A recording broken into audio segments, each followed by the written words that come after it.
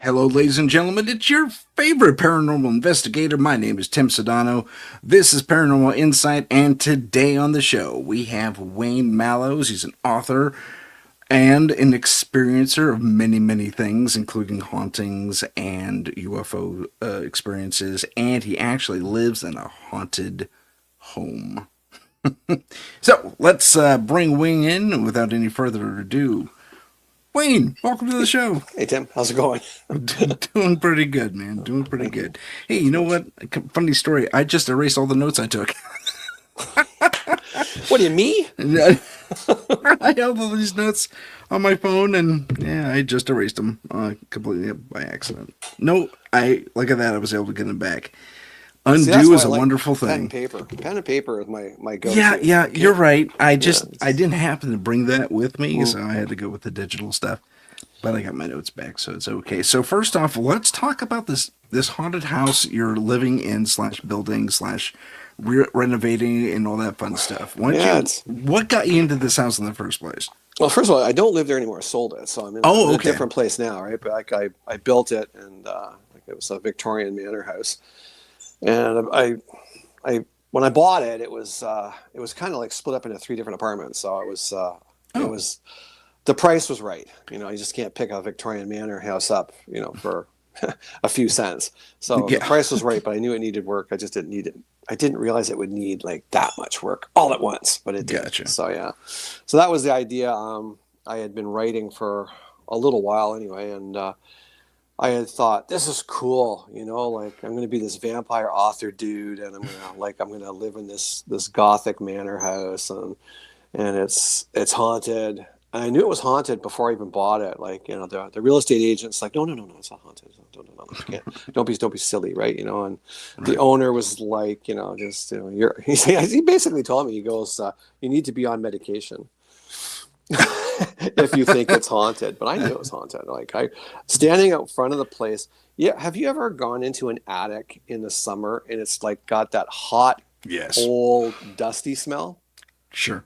Okay, I know what you're so going to say next, too, but go ahead. but that's what was outside the house. Like I was standing on the walk and I could actually feel the presence of this older woman, but Huh. that's the aroma that was around. And I wasn't scared at all. Like basically as I was leaving, all I could remember in my mind's ear was hearing like, please don't go. Hmm. It was please don't go. Just like that, right? It was really wild, right? So yeah, I bought it with the intent of this would be a great backdrop. Like I didn't want to be one of these Malibu authors um, living on a beach house and writing a vampire story. I actually wanted to like embody it, like completely Gotcha. embody the whole experience, right? So plus I'm Gotcha. a Halloween guy, so I totally Yeah, sure. Yeah, fit. I get Yeah, you. totally fit. I'm a Halloween guy too. I've been doing the same haunt for almost 30 years now. Oh, nice, so, nice. Yeah, that's all right. so, yeah, that's always good. Big shout out and hello to Heidi and Teresa who joined us in the chat. If you guys want to join us in the chat too, you can head over to my YouTube channel, uh, which is youtube.com/@ paranormal underscore insight. And I should probably put that up in a banner somewhere. You But should have it scroll along the bottom or yeah, something. I should. I'll Yeah. do that as we talk. But let's continue with your house. So you get there, you feel this presence, and do you just go, "Yes, I'm Yeah, in my pretty, element," yeah, or pretty much there. I was fascinated by it. I was always into ghosts and into the paranormal, like not like some people that are just like every single day of their life. I went to haunted places. I stayed at haunted bed and breakfast. I sought them out just for the experience and I had some, but not a whole lot. But this house delivered. Holy cow. I can remember before I even bought it, I was talking to a lady who was a medium. And she was like, you're going to buy this house. I hadn't even got it yet. It was a lot of red tape. And she goes, you're buying this house. She goes, I want to tell you there's a treasure in the house. I'm like, oh, yeah, treasure. Oh, wow. And okay, she's just like, nah, hold on. Just settle down. She goes, it could be a kid's toy truck. It's a treasure to him. ah, Right. That she goes, I don't know what it is. Right. So fast forward like 11 months later, I have the house and I'm outside and I'm painting. It was god awful. It was horrible. The color this guy had painted this house was like the Smurfs met the Addams family. Right. It okay, was like, yeah, like if you could picture what a recycle bin blue looks like, all the brick was that color. oh, good times. All the trim was white and yellow. So it kind of looked like fried eggs in a blue pan. Right. It was Was he horrible. going for a gingerbread thing, or what's going on? He said he liked, the Caribbean style of the bright blue And you houses. get plighted to a manor house? Yeah, all the brick. Well, it was a nightmare. Okay. Nightmare. It's horrible. Just a horrible job to do. Yeah. And I was up on the ladder and I'm working away. I'm probably 16, 18 feet up. And beautiful day. And in my right ear, I hear this woman's voice. And at the time, I couldn't place it if it was English or Irish. And because it happened so quick, you know. Michelle's here.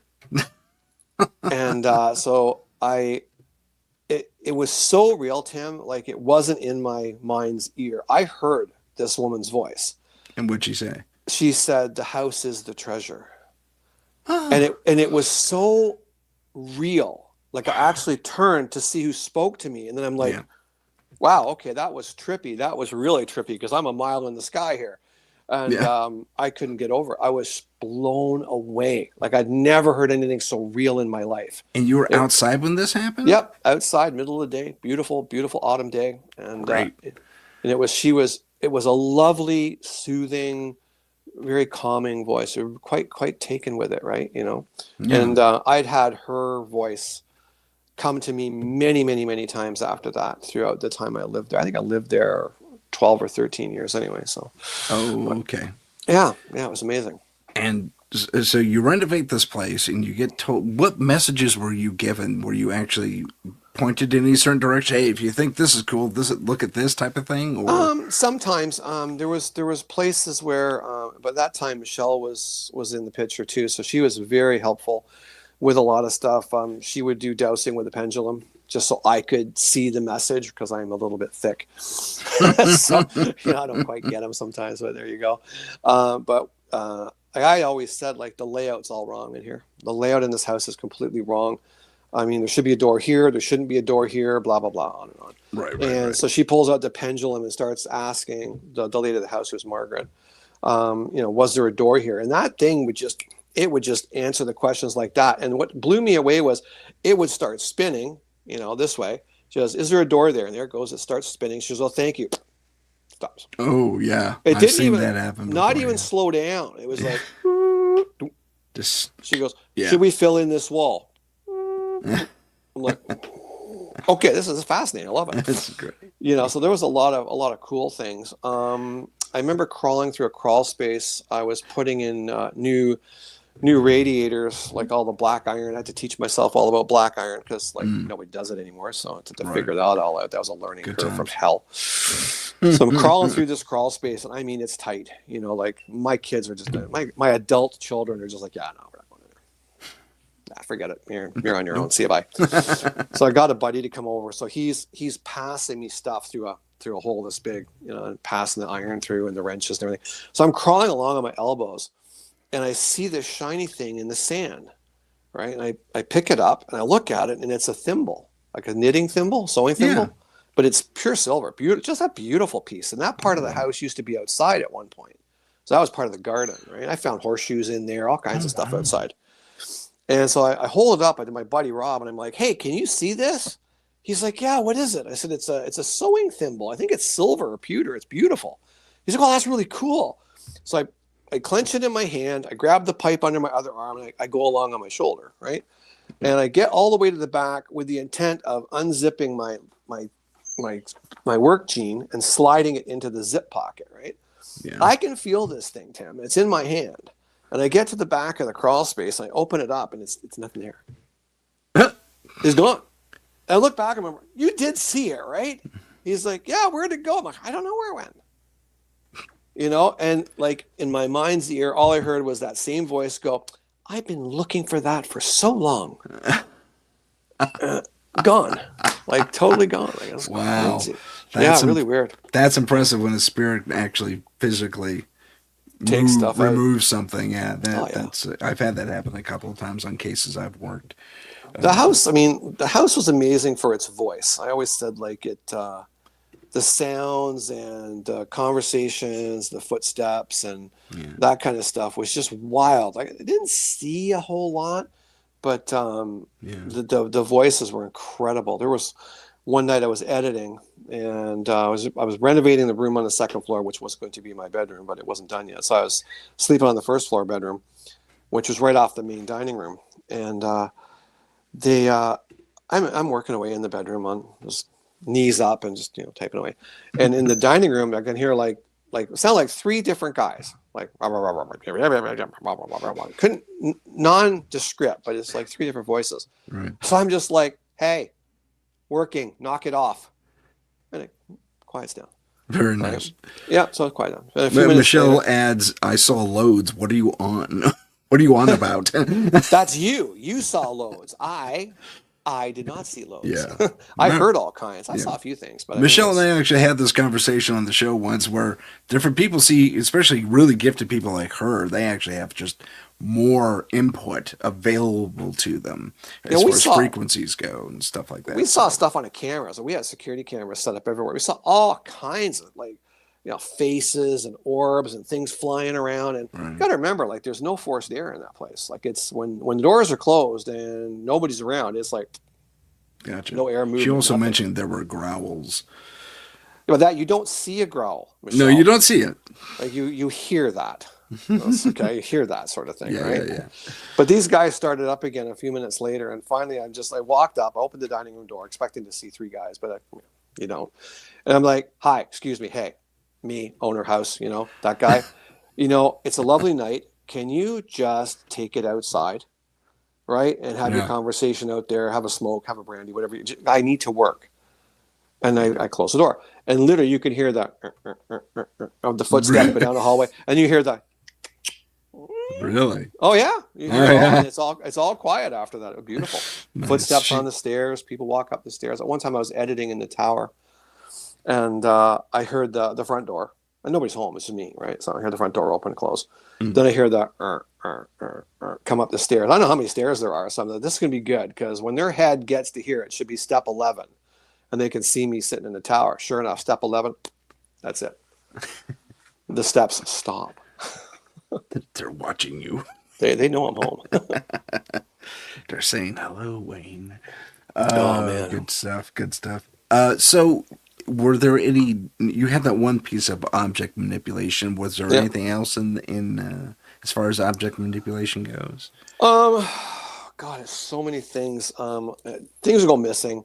Like I'd set a hammer down and it would be gone, and I'd be like, okay, like, knock it off. Where is it? Right. And it'd be finished up in the kitchen somewhere. It's just stuff like that would happen. But again, they weren't malicious or anything like that. Those were the few and far between. Like, one of the funnier ones, and Michelle loves this story, because again, I live alone, right? So it's just, that's how it was. And so I'm in bed one night, and I'm asleep, and I wake up, and the bed's moving.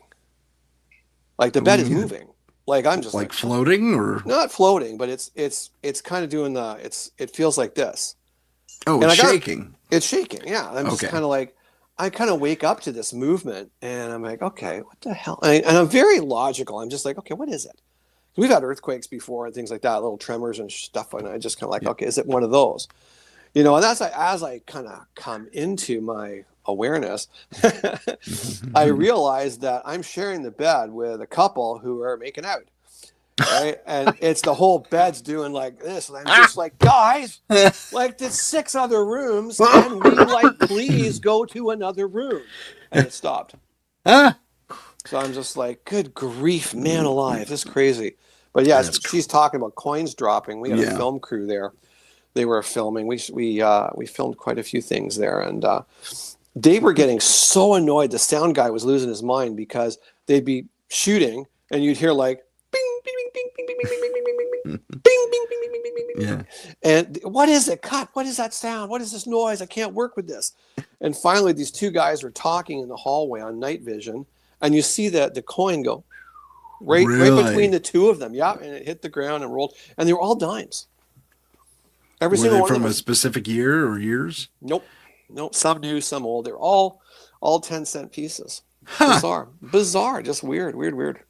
I don't know what to 10 cents meant, right? They're not putting 2 cents worth. I mean, they're getting 10 cents. I don't quite know what. 10 cents, buddy. Yeah, I don't know. It was crazy. It was wild, though. We had one group come in who was actually a friend of mine. He was a director, and he come down with a group of friends to do some filming in Niagara, and they stayed with us. And he brought a friend, was part of the crew, and she was an avid non-believer in spooky stuff. Like, it just Does not exist, period. Gotcha. Anyway, so she's like, I'll just stay in the van until your visit's over, and then I don't want to, crowd your parade kind of thing. And he was like, no, come in. Oh, Wayne's cool. He's really cool. He won't care. So they came in, and we took him up to the old room at the very back of the house, which used to be the servants' quarters, which was still there, but it was a bedroom, and the staircase was closed off. There was a bathtub over that sort of thing. Anyway, so she's in there, and they're just looking around, telling the story of the little girl that is seen looking out the window. And we've got pictures of that and the face in the window and stuff. It's crazy. Fun. Every guest we've ever had has talked about the girl in the window. Michelle, send me that so I can put it up. Yeah. And this girl, all of a sudden, she goes like white, and her hand kind of floats out to the side from her hip, like out to the side. And she's like, someone's got my hand. And I'm like, yeah, that's the little girl. We call her Mary, right? But, she's like, what do I do? I'm like, she wants to give you a tour. She's going to show you the house. Should I go? I'm like, yeah, go, you're fine. Just go. And so her hand goes out and she walks down the hallway, goes in and out of every bedroom, comes all the way back, stops in the room she started with, and then her hand goes around her to make her do a little pirouette. Then it drops. And she's like, I am just blown away. I've never had an experience like that. Oh my God. She was so excited after that. It was really great to see. Really, at least she had a positive reaction and said, "What?" It was a good reaction. Yeah, that's excellent. One thing that manipulation was the fire alarms. That was very interesting because it was a bed and breakfast. We had fire alarms, like smoke detectors, and they're all linked together. So if one goes off, they all go off, and then all the emergency lights come on, and it's just it's horrific. if you ever live through it's chaos. Yeah, it's chaos in a big way. Yeah. Anyway, I was rebuilding the veranda one year, and that was an undertaking from hell. It was just brutal. We had to jack it all up and put new foundation underneath it all, and replace all the beams across, and then we had to get custom made posts made from an Amish guy, and it was just unbelievable. It was just the undertaking was wild. I learned a lot about construction, old school construction. It was wild.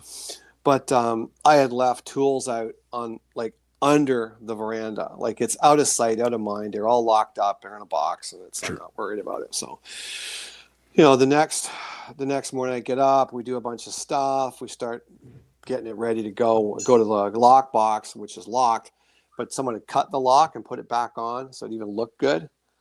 And I opened it up, and it was, they were there long enough to clean out. They took the new hammers, they took the new saws, they left the older ones. They didn't take those. I was unhappy. Believe you me, I was not impressed. So that afternoon, I'm waiting for the insurance, and I'm standing by the front window looking out, and I can feel Margaret come up beside me, and she's like, I'm so sorry. I kind of look, and I'm just like, you had bad people in your area too. Don't worry about it. She goes, but you work so hard. And I'm like, don't worry about it. We'll figure it out. And about 2 or 3, maybe a week later, and then my adult son was still living with me. He was 23 at the time, I believe. And he was on the second floor. I was still on the first floor. And I was just getting ready for bed. So I sat down in bed, I took my slippers off, and the alarms go off. All the lights now go off. They're shrieking and screaming. I'm just like, oh my God, here we go. And then it shuts off, which it doesn't do. You have to go and manually shut it off. And it shuts it off, right? I'm just like, okay, get up. Walk out. He comes downstairs. What's going on? I'm like, I don't know. We got to check, right? And he goes, what are we looking for? I said, go to every room. The one that triggered it will have a green light flashing, right? So look for the one that triggered it, and we'll go from there. So okay. So he goes back upstairs, down the basement, through all the crawl spaces. And not what I want to do at 2 a.m., but here we are. Yeah. So I come back, and what'd you find? Nothing. I said, me neither. The panel's clear. Anyway, that's where we're at. Okay. He goes, what do we do? I go, no. What do we do? There's nothing to do. Okay. Night. Okay. Literally, I get in the bedroom. My butt just touched the mattress. Okay. Away we go again. I'm like, okay, now I'm really irritated. Get up. I walk out. He's looking down from the upper banister on the second floor. He's like, what's going on? Should I be scared? I'm just like, no, I'm scared. I go, we really got to be thorough though. This is stupid. It doesn't just reset itself. Okay. So I said, just go into every room, take a smell, see if you can smell smoke. Maybe it's coming in from one of the windows. Maybe there's a fire like 10 blocks away and we're just picking up the scent of it or something. You know, we got to be logical about this. Sure. So we do the whole thing. Go through the whole thing again. Nothing. Can't find a damn thing. So he comes downstairs and we're standing in the living room. Oh, wait. No, I'm going to back up one. So I'm out the back. So I'm coming in through the back door. So I walked right around the whole house now. Like I've done a perimeter check and everything, right? There's nothing. Gotcha. So I come in the back door and I hear my son go, "Hey, Dad," like this. And I'm like, "Yeah." And he goes, "Dad." I'm like, "Yeah." What do you want? I'm here, I'm coming. Like this. And it's interesting because my kid never calls me dad. Huh. Ever does he call me dad. No. And that that twigged like 10 seconds after I'm walking through the kitchen and down the hallway. So I hear him coming down the stairs. He's like, "What do you want?" He goes, "Did you find anything?" I'm like, "No, what do you want?" He's like, "Well, you called me. I'm coming. What do you want?" And I'm like, "I didn't call you." He's like, he goes, "Yeah, you did. You said Steven. And I'm like, "I never call you Steve. I call you Steve." Right? And he's like, "Yeah, that's true. You called me Steven, but it was you." I'm like, "That's really weird because you called me and I was outside coming in the back door." He says, "What did I say?" I go, "You called me dad." "I called you dad?" I'm like, "Yeah." He sits at the dining table. He's like, "All right, what's going on?" Yeah. I go, "Tell me the first thing that comes to your mind." And he goes, "I think the spirits are trying to tell us that maybe those guys are back looking to score new tools because by now you would have got new tools." I'm like, "Yeah, I think so as well." I would totally concur with that. Totally. So yeah, they mimicked your guys' voices. That's interesting. Exactly. But they set the alarms off because they knew every light in the house would go on. And if someone was sneaking around the veranda and looking to score another set of tools, which there was none out there, but they didn't know that, right. The spirits were setting the alarms off to let us know. And if all the lights come on and you're a prowler snooping around, you're gone. Yeah, you're gone. So there was nobody there. By the time we got up, there was nobody around. Huh. Yeah, that was trippy. Never happened again after that. After we did that whole search, we never found anything. Never went off again. And never had a problem with the alarms ever from the whole time I was there. Oh, that's crazy. Yeah. You got some interesting night watchmen there. Oh, yeah. Big hello to Heidi. She's on a different channel with us now. Yeah. Welcome back, Heidi. Thanks for coming in. They left. LOL. I'm sorry, I'm reading Michelle's notes over here. Well, I'm sure they did. Well, they did indeed. Yeah. So was there anything else regarding your experience in the house as far as did you ever get the story of what was going on, like why these people were still there or anything like that? That's hard to say.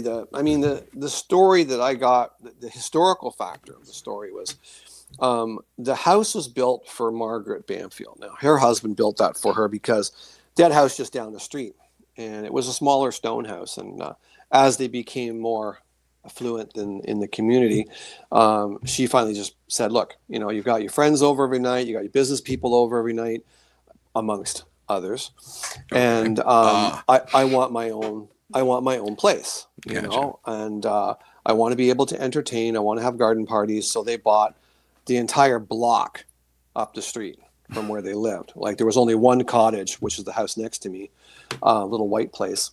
They bought the whole thing, and they built the house, and they had a barn in the back for the carriages, and there was a circular driveway in the back. It was really cool. And that was 1872, and then in 1882 or so, the old man died. Then the son took over. In 1887, they put a big extension on the back and put a wraparound veranda on it. So it was built for her to entertain in. So it was her house. It was even called Banfield Hall. It wasn't even like a house. It was called a hall, but it wasn't big. It wasn't that big. But they had garden parties. I found metal detecting out the backyard. I found like little personal salt shakers. So when you had a garden party outside, you wouldn't share your salt and pepper with the guy sitting next to you. You had your own. I found absinthe spoons and things like that. So that's crazy. That was really cool. So they were fascinated with tattoos. One of them was anyway, probably really? her. Oh man. Oh yeah. Like anybody that came over with a tattoo. I have this one friend, big guy, big guy, looks like a biker, big rock and roller drummer, and he's like sleeved everywhere and as gentle as a church mouse, but he's huge. You know, and he's sitting on the couch one day, and all of a sudden he's like, "Oh!" like this. I'm like, "What is wrong with you? You scared me." He's like, "Yeah, I just felt somebody do this up my arm like this." I go, "Oh, you got pictures all over it. They're fascinated, absolutely fascinated with it." You know, so they were interested with that. And there was a time I was sitting with my son, the same guy, Stephen. We were sitting in the parlor, and we were having a hot chocolate or a cup of tea or something like that. It was late. We were actually jamming about stories because he liked writing screenplays, and we were just, how do you get your ideas? Where do you get your ideas from? Like, do you see it all to start with? Like, he was asking me this, right? Right. So we were just jamming about that, and I was sitting on the couch, and behind me was this big, I would say probably 4 foot by 2 foot mirror. Oh, okay. So it was like 4 feet long, 2 feet high. It was behind me, and I'm looking at the fireplace, and he's over in the corner by the fireplace. Gotcha. And on the other side of the fireplace, there was just an ornate chair and a light, like a table and a light on it, right? So we're talking, and he's looking at me. All of a sudden, you can see his head kind of goes like up to the mirror, like over me. He's not eye contact now. His eyes are up here, right? And I'm looking at him, and then he leans forward, and he looks to the other side of the fireplace, and he sits back, and he's perplexed, and he looks up at the mirror again. He's like, like this, right? You know, I'm like, what is wrong with you? Like, what's going on? And he's like, okay, don't say I'm crazy. He said, but I'm looking at you, and I watched a woman appear in the mirror, like from the shoulders to the head, and she had one of those little round pillbox hats, but with the mesh that came down.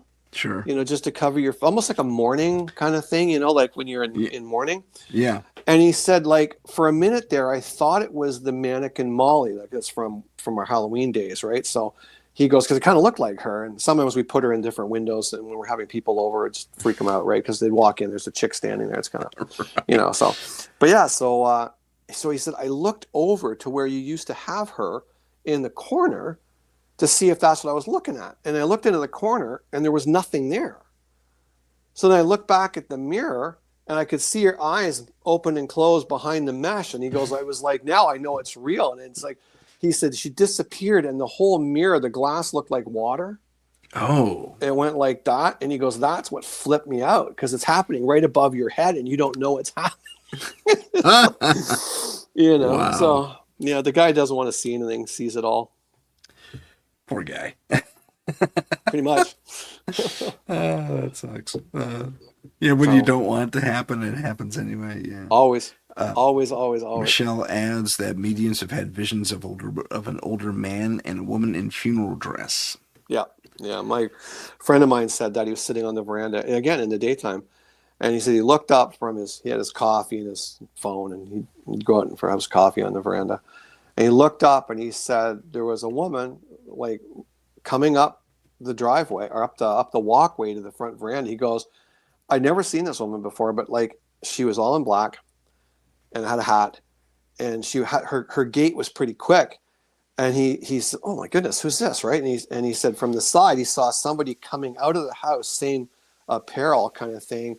And he goes, when they reached, they just disappeared. He goes, it flipped him out, because he's like, they were 3-dimensional solid. Yeah. Like he said, they weren't real. Like they were totally there. And we've had, I mean, the cleaning gal that was there before us, she'd come to talk to us about cleaning the house after everybody had been gone. And like the guest from the bed and breakfast had checked out. And she goes, I'm coming up the stairs, and I see this big flowing skirt come around the corner at the top of the stairs. And she's like, oh, excuse me, I'm sorry. I thought everybody checked out. Gone. Michelle has seen the skirt. You know, she's seen the skirt on the second floor as she's going up the stairs. She mentions that the house got aggressive, and I quote, things were very busy, doors opening at any time of the day, voices, footsteps, bells, and she heard bells for her, right? She heard bells all the time. She walked in one day, and I was out the back, and she came in the front door, and she heard a guy go, hello, like this. And she's like, funny Wayne. Wayne, right. I come in the back door. I'm like, hey, is that you? She's like, yeah, that's me and somebody else in here, I guess. And we, again, with my friend Rob, we were redoing the dining room, and at the time we had a fire door, automatic closing fire door on the dining room because it had to be separated from upstairs and downstairs. It was weird. Right. And it closed on its own. It's always closed. You have to put a stop on it to keep it from closing. Anyway, she comes in and door closes, and she's talking to Rob. She goes, how's it going? How's the reno? She's pretty good. I'm going to tear the ceiling out in the far corner today and put the new drywall up. It'll be all good. That door goes, whoop, and it stays open. She looks at it. He looks at her, and they're just both, see? Told you. Yeah, it's stuff. I think, in all honesty, I think that was part of the reason he actually moved out. He'd never say it, but I think it wigged him after a while. Yeah, I think it wigged him for a little bit. That kind of stuff going on. Yeah. Well, but I mean, go ahead. I've never had a paranormal investigation done at any place I've ever lived at. Never needed one, and I'd asked Michelle and her team to come out pretty much like month one of me living there, because man, the stuff was just like, footsteps on the stairs, doors opening and closing, water going on and off, toilets flushing. I'm just like, can you just come out and check this out? I don't know what's going on. Can you just come and look? And it was a pretty trippy experience to have her and her team come out, because I'd never seen equipment. I've never used any of that kind of stuff. I just I don't know anything about it. So she hands me this Ovilus. I didn't know what it was. And she goes, it's expensive. Don't drop it. I'm like, okay. So, I'm not dropping it. That's me, right? Terrified, right? So I go up the stairs. You got to remember, I've been there a month. All right, so I know the GPS are sometimes in these Oviluses and things like that, and they have a memory of words, and they can play with that sort of thing. I know this now. I didn't know that back then. And I went upstairs, and I went into my son Steven's room, and the box is it's blipping and blah, blah, blah, blah, blah, blah, blah. It's just, stove, stupid stuff, right? So I get upstairs, I walk into his room, and that box goes, Steven. Really? And I'm like, yeah. I said, that's his room. And it said, son. I'm like, that's right. He's my son. It's like, where? Here? Where?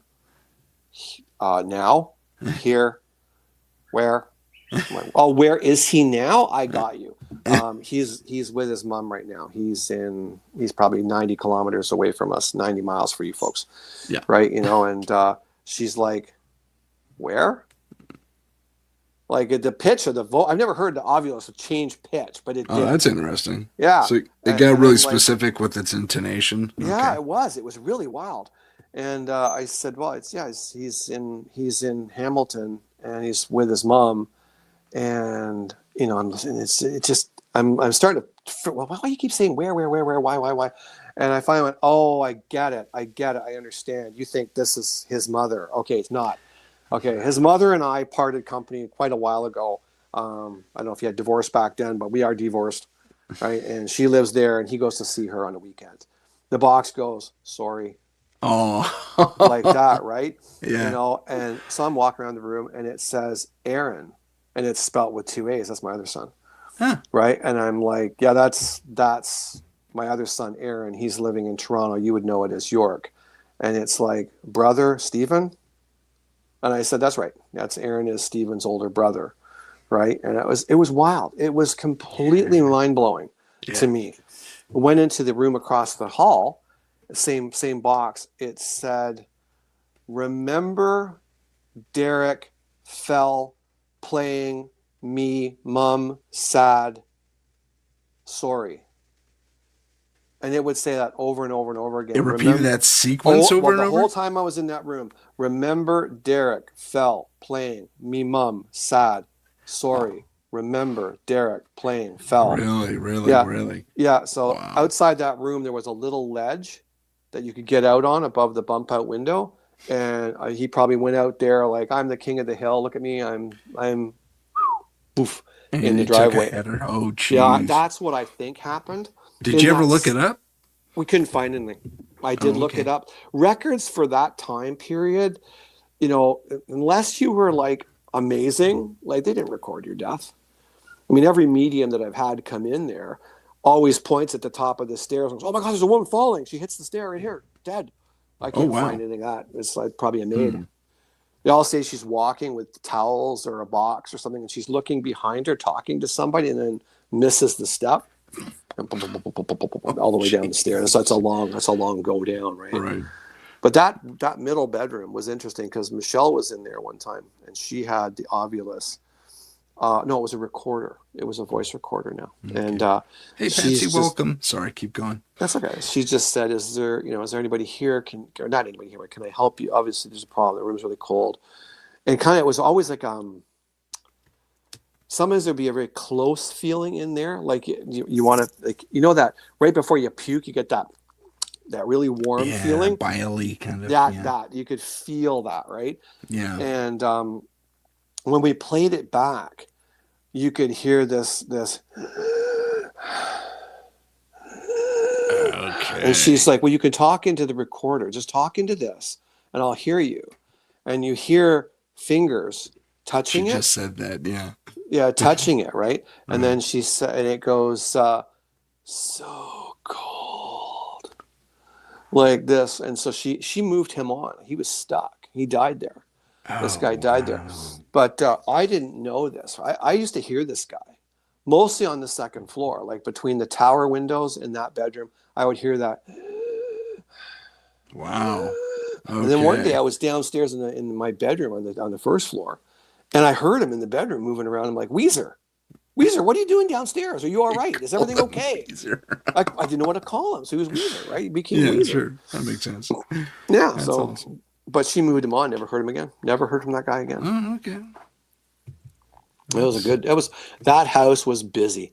Busy She house. made this My similar God. comment in the chat. Oh man, one of the funniest stories was I had worked like a ridiculous amount of hours. I was something stupid without sleep. It was just, I want to say it was pushing 36 hours without Really? sleep. Oh, I was dead. I was like dead on my feet.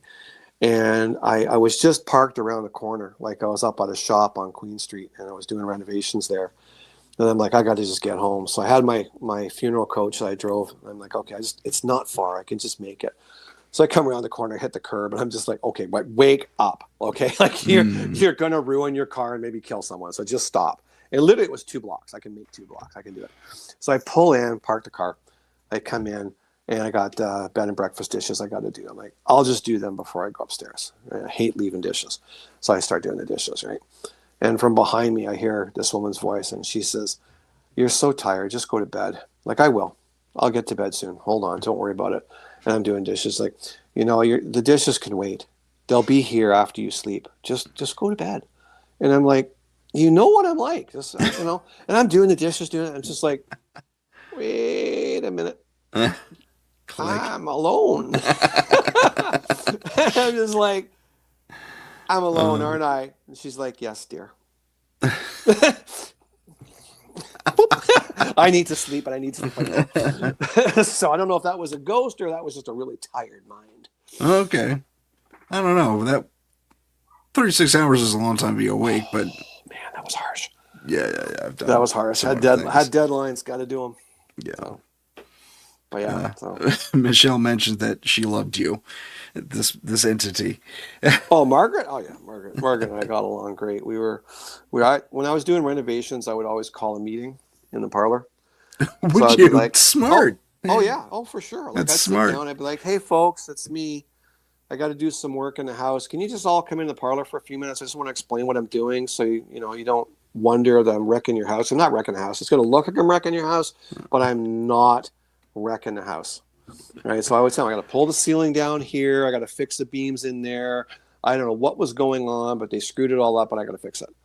And everything would just go along tickety-boo. And I remember the one fella, James Jr., he was the guy that got the house after his dad passed. And I remember exposing an entire wall where someone had cut through a support beam, like a load-bearing wall. Yeah.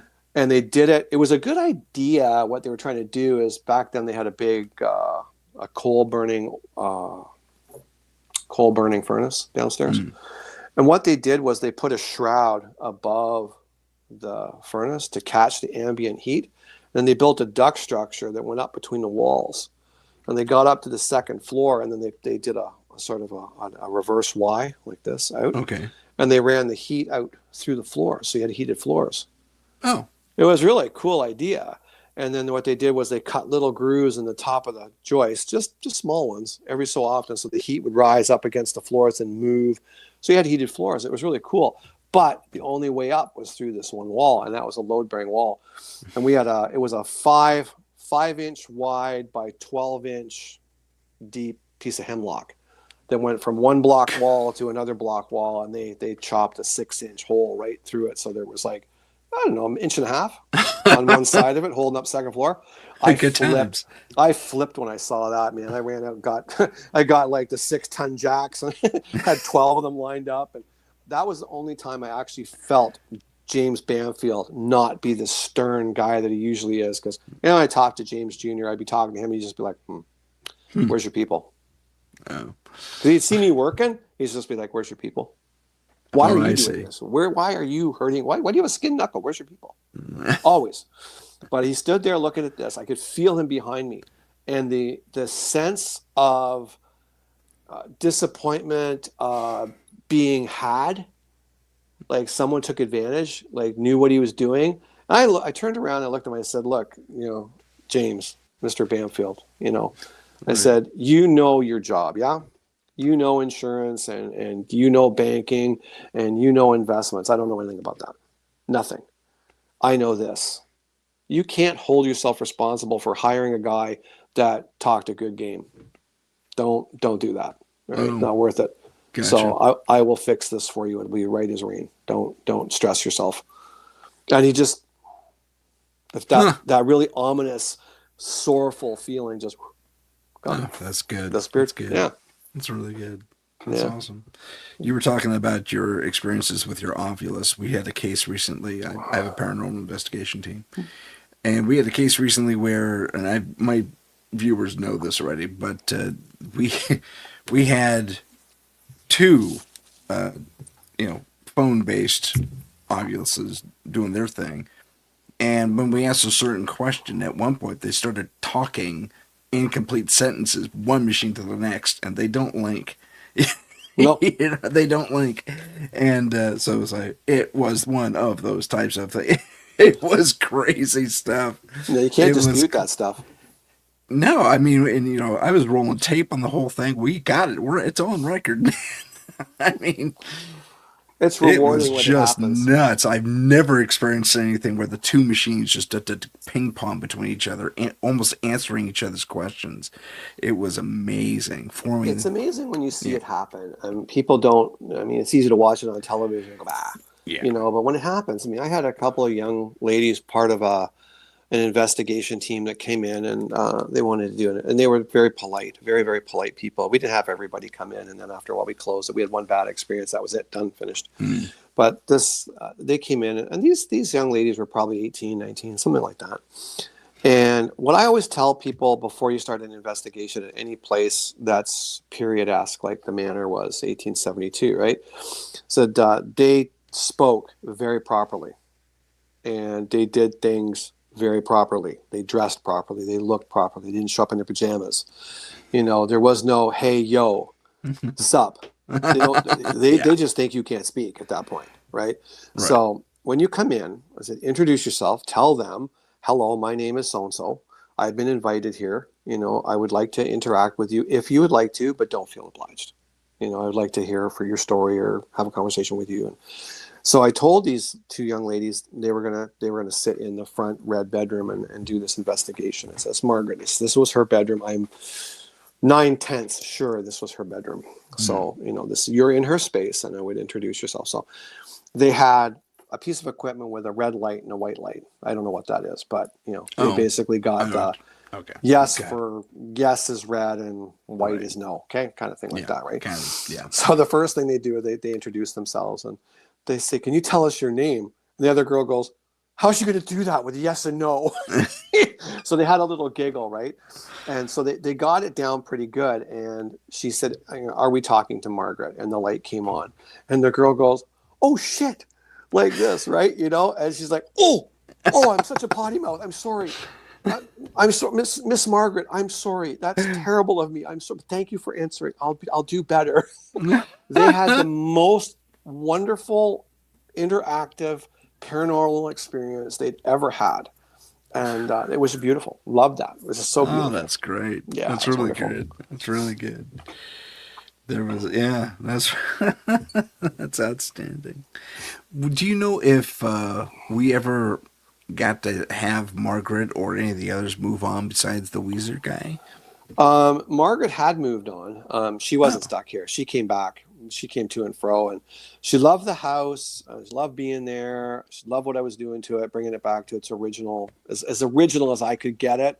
I mean, they put a huge addition on the back. I'm not taking it off, so that's the end of that, right? So, right. But yeah, she's not stuck. I mean, I used to find that it would get very quiet in the sort of November to March time. It would get busy at New Year's, Christmas, but the winter months were quiet, very, very quiet. I think they must have had like a summer house or something they went away to when in the cold months, you know. So yeah, it was her place, and she loved it. And James kind of came and go. Actually, James Jr. I never felt the old boy. Never felt him around at all anywhere. Oh. So he was gone.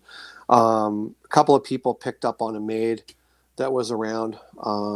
One person asked me if I could get her to leave because she was in the bedroom with her. I said, well, that was her room, but I'll go talk to her. And so I went upstairs and I just said, hey, I said, I got to ask you a big favor. I said, I've got a lot of guests here tonight. I said, I'm going to need you just to take up residence down behind the kitchen in the coach house, which was a beautiful living room at the time. So, but she would have remembered it as the coach house. And, you know, I heard the door that's no longer there open. I heard her cobblestone boots kind of go across, and you know, and then down the servant stairs, which are still there, but they're boarded off. You could hear it oh, wow. down the stairs. And I'm like, thanks very much. Come back in the morning. Appreciate you. You know, and a woman who was staying there said, yeah, it was nothing after that. After you went and talked to her, there was nothing. It was very quiet. That's amazing. Yeah, that's amazing. It was a good story. Yeah. They were very, very easygoing people. They didn't like, it wasn't a horse and pony show. We had one group come in that was completely disrespectful, and we kicked them out, and that was the end of that. And those spirit people, they didn't talk to us for like 2 weeks, maybe. Really? Dead quiet. I mean, dead quiet. No pun intended. Like just nothing. You know, there was nothing going on. No sounds. No anything. Zero. Now, was this house kind of a magnet for paranormal activity? Because I noticed you also had UFO experiences. Oh yeah, it was a lighthouse. Michelle used to call it the lighthouse of the community for spirits. I mean, some guy get hit by the train in 1800, and he'd be making his way to here. You know, like oh yeah, it was wild. They're coming all over the place. Some woman came in at one time, and you know, we picked up on her, and Michelle was like, "Well, who are you?" And she goes, "Oh, I'm from someplace in the States. I can't remember what state it was. It was Illinois or whatever." Because I'm from Illinois. I used to come and visit here. And she goes, "Oh, well, you know, it's not that time period anymore, and they're not here." And she's like, "Oh, very well. Okay, then I'll be on my way." You know, but they just arrive, right? And there's people jumping off the gorge and things like that in Niagara Falls and finish up in the parlor. Oh my gosh! Show was crazy. There was a nurse. I call her a nurse, but it was during the War of 1812. Okay. And a medium who was visiting picked up on her and said, "Oh, there's this nurse person runs around out there and not connected to the house. It was before the house was built, and War of 1812 stuff. And she was put up against a tree and shot because she was helping the enemy. Didn't care who it was. If you were wounded or hurt, she'd fix you up." And I said, "Well, how do you know when she's here?" She goes, "Oh, you'll know. You hurt yourself, especially if you cut yourself and there's blood, you'll feel her right up beside you instantly." And I'm like, oh, well, that's interesting. I never felt her for the longest time until one day I was outside. And I really did my hand in, and I had blood on 2 of my fingers. And I turned around. It was like I walked into a wall of cold. Oh, wow. It was like right up to it. And I just held my hand out. I'm like, it'll be fine. I just need a couple of Band-Aids. It'll be okay. And And I could feel her. And where we go? Oh, the night of terror. Thanks for that, my friend. The night of terror. Yes, let's talk about the night of terror. Let's talk about the night of terror. We got There's no. I didn't really have a lot of bad experiences there. I had one in the basement which I didn't like. I went to walk away and something grabbed my shirt, and I didn't like that. By the collar type of thing? Like right between my shoulder blades. It grabbed my shirt and pulled me backwards. Like when I was coming out of the crawl space. That crawl space used to be the stairs that went down to the basement from outside, and they closed them all in and made it a tunnel run where the veranda used to be, and then that's where the washroom was put in a much later time, right? So gotcha. Didn't like that. But it was November, and it was like I told you earlier, it was quiet, right? Very, very quiet. And she's I remember thinking to myself, the way I tried to explain it to people is that if you've ever had kids go to school for the first time or move away to go to a college or university, your house feels deathly quiet. Yeah. There's no extra footsteps. There's no extra toilets flushing. There's no swearing at the cell phone or the video game. There's nothing, right? So I just right. That's how I kind of put it down to, as a very quiet house.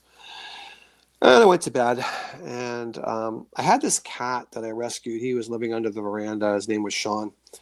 And I called him Sean I called him Mange first because he was so gross. And I took him to the vet, and they said, oh, man, he is really bad shape. If you get 6 months out of this old boy, you'll be lucky. Well, I got 7 years, a little bit. Oh, excellent. So he did okay. But he lived with me, and very chillaxed cat. This guy was totally easygoing, but he had no voice. Couldn't meow. No, couldn't purr. There's nothing. And the vet said that's probably from him eating stuff like dirt and rocks and just trying to survive. It just wretched his throat so bad that he doesn't have a voice anymore. That's the way it is. Gotcha. So I wake up in the middle of the night to a sound I'd never heard before. And I'm really good with sounds. Like, I don't even stir. Like, I know exactly what they all are. Right. I couldn't place this, not off the top of my head. And I kind of wake up, and I look down, and Sean, who sleeps on my bed, is, beside me, back arched, and he's just like, yeah. He's just like freaking out, right? Like freaking out. And I'm just like, okay. So and I go to try to calm him down, and I realize I can't move.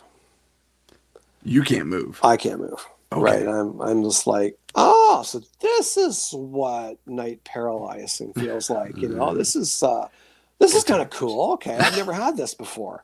I'll just wake myself up. I'll be okay in a minute, right? Yeah. No, I can't wake up. I can't move. I literally can't move. So I kind of look over this way because he's on this side of me. Yeah. Freaking. So I look, what are you freaking at? So I look over this way. And I used to scoff at the ghost shows that say, I was in a basement with no lights and I saw a shadow that was darker than dark. Yeah. How can you see a darker than dark if you're already in the dark? Yeah. Right? Well, I sleep in the dark, completely dark, blackout curtains, everything. And so I look over. Yep, sure enough, there it is. Darker than dark. Well, that house had 10-foot ceilings. And this thing filled that entire corner of the bedroom. Wow. It was like right to the roof. And this cat's like blowing his mind. And I'm just like, okay, this is really not good. What does this thing look like? Just a big black mass. Just a mass. Like, crazy. Picture an inverted pyramid going up like that. Oh, okay. Just nasty looking thing.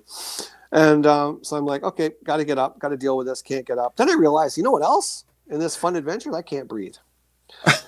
I can't catch my breath, and I'm running out of air. So I'm just like, oh my God, here we go. This is getting serious.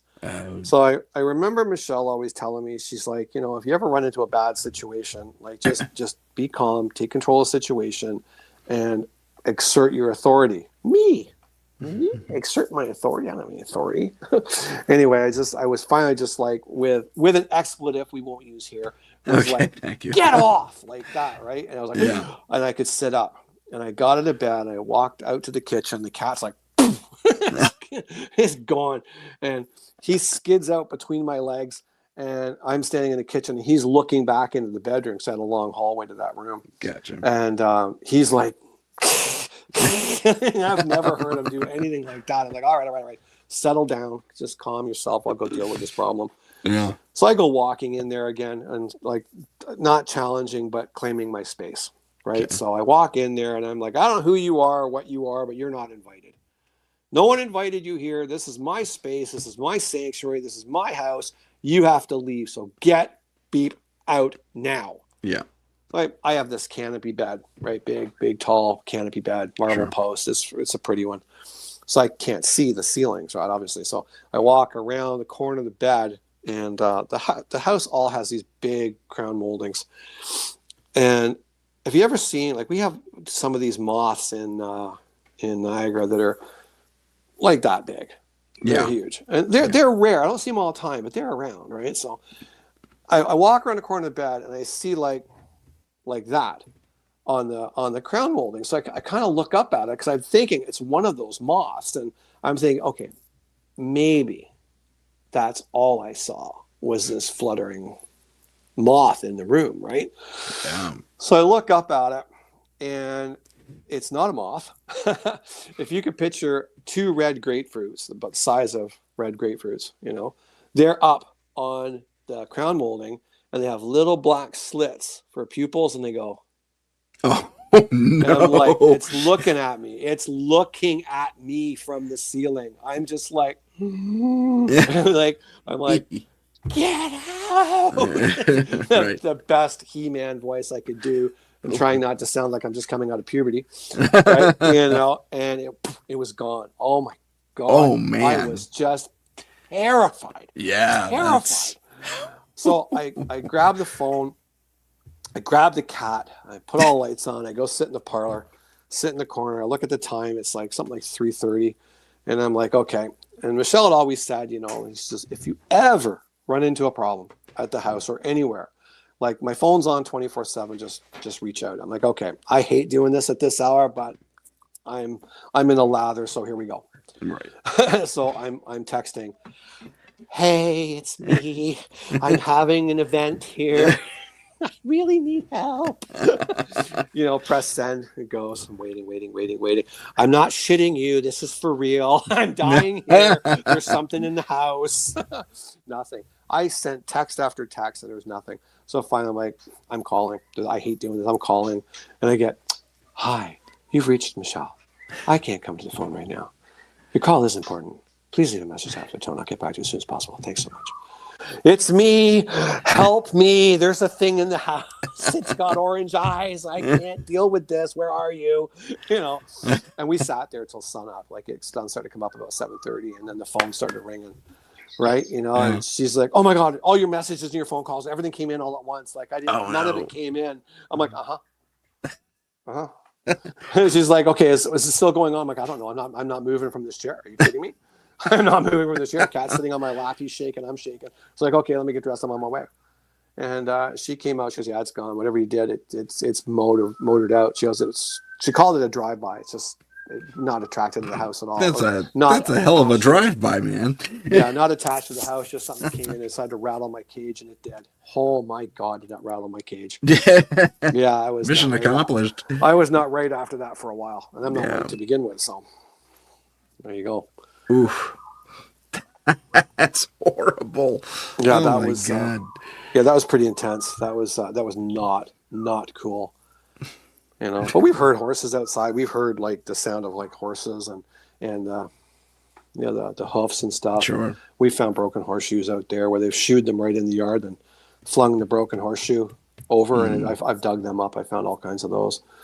That's really, it's just from a bygone area, a completely bygone era. There's always a rose perfume in the house when Margaret was around. When we were redoing the roof at the back, we were in the room. And it was a gabled roof. We were up on scaffolding. My buddy was working with me, and we had our back to the door. And like we both heard this. Like we were there, and we heard a woman go, "Hello," and there was like a little waver to the voice. I don't do it justice. Yeah. And we both turned around to the door. Nobody there. We're like both like, "Hello, come in, watch your step." you know, and nobody. And he's like, I'm like, you heard that, right? He's like, I heard that plain as day. Okay, get down off scaffold, walk out the back. I'm like, hello, hey, hello, hello. No one. But the rose perfume was all in the room afterwards. So. Okay. Yeah, it was wild. It was really wild. She mentions something. Michelle mentions that sometimes things would follow after filming. Would follow. Like, I don't follow them home or follow. I'm not. I don't. I'm You got me. unclear I on don't that. know. There's so many things like that. I don't quite know. I need more. Can I call a friend? She'll fill in. Yeah. In a Yes, moment, I'm sure. follow. I don't know. But I mean, there was like. Ugh. I had like. I know that's her. I'm sorry. You know what my memory's like? It's just terrible, right? Follow There's us, so many. She says. But what? Don't call me. Don't call you. Wow. Wow. Thanks. Wow. Okay. Well, if you want to. I remember one night I came home. This was like a weird experience, but it wasn't ghostly. I just don't think it was ghostly. Like, I was working a night shift, like late. I'd get home at 4:00 in the morning, 4:30 in the morning. And it was January night, crystal clear skies, bitterly cold. Remember fall. Oh, that was from another. That wasn't from the house though. That was where we were filming. Yeah, that's right. Yeah, okay. What she's talking about is we were doing. Her and I and a group were doing a paranormal investigation for a film company that we were doing out in Welland.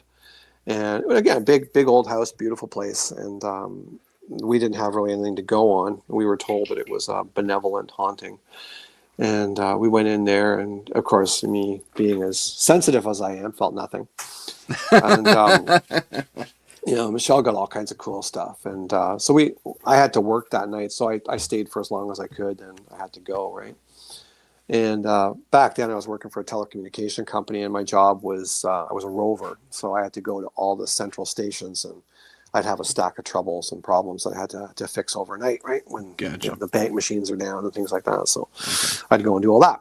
So I covered a lot of ground, and it started to rain. It got really dark at night, like darker than dark. So I went into the one place, and I never feel uneasy working on my own. I don't really care about things like that, you know.